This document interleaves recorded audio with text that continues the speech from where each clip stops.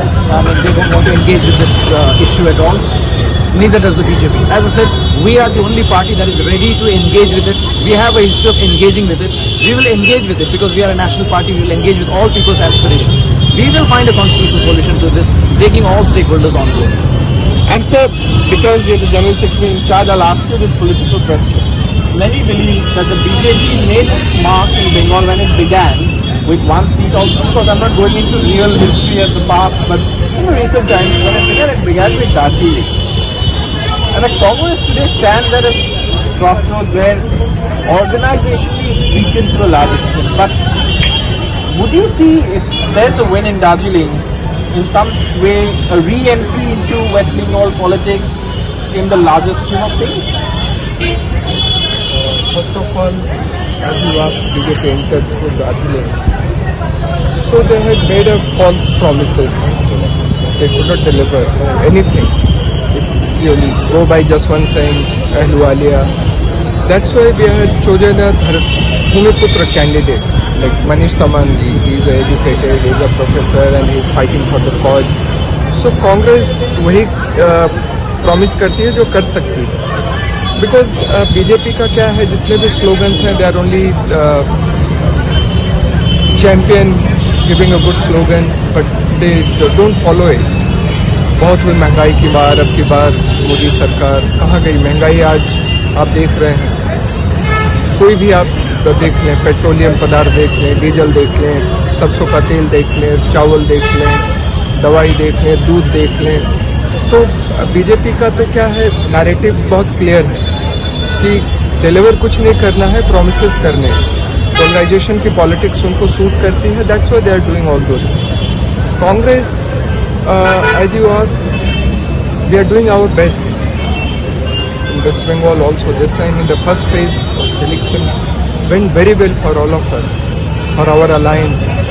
So I think this time Darjeeling के लोग जो है, they will give the proper reply to BJP. Thank you so much, sir. All the best for your campaign. Thank you so much. I have taken up in my political journey on issues that I am not familiar with. I have been in the social field for a very long time. I was the national president of a national social organization, and these were the issues that I have dealt with. It's just that the canvas has changed. Earlier I was with a non-political social organization, taking up political issues. Now I'm in the I'm in a political organization, part of an electoral political journey. That's about all. I think it's just the canvas medium that has changed, but the issues remain the same. So now I must ask you, and anyone, I've asked all three candidates this question. The largely overwhelming sentiment, and because I also studied in Darjeeling, I understand it a bit, is the issue of Gorkhaland. And you're someone who's openly stood for that issue. You've been the, I think, president of the, the body that, National Federation that promotes smaller states. How does the Congress balance what is the Gorkhaland sentiment versus the other sentiments in the rest of Bengal, which is that the state shouldn't be divided? How do you walk a fine line being part of a political party and achieve that balance of sentiments? Because both are very strong sentiments. Now, Gorkhaland issue is something that's been a long-standing sentiment and a long-standing demand. It's not something that is new. It's about 100 years old. And every person in the hills, of whichever political persuasion, believes in that sentiment, subscribes to that sentiment. Now, Congress being a national party, and a party that is inclusive in every sense of the word, cannot brush aside this sentiment. It's not something that we push under the carpet. So Congress will engage with the sentiment, and taking all stakeholders on board, we will find a constitutional solution to this. We have already walked this path earlier. In the Congress UPA time, we have already brought in the always been empty slogans. For example, in the last manifesto, this time they haven't even mentioned it. In the last manifesto, they said permanent political solution. And in the 5 years that they had, they could not even define what permanent political solution is. Far from giving a permanent political solution, they could not even define it. They could not even organize a single talk around this.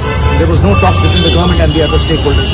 Whereas when the Congress engages, The Congress has engaged with this issue in the past, and because of these issues, we have come up with various political solutions such as the DGHC in the past, the GTA, the 6th Schedule bill, the Nepali language recognition.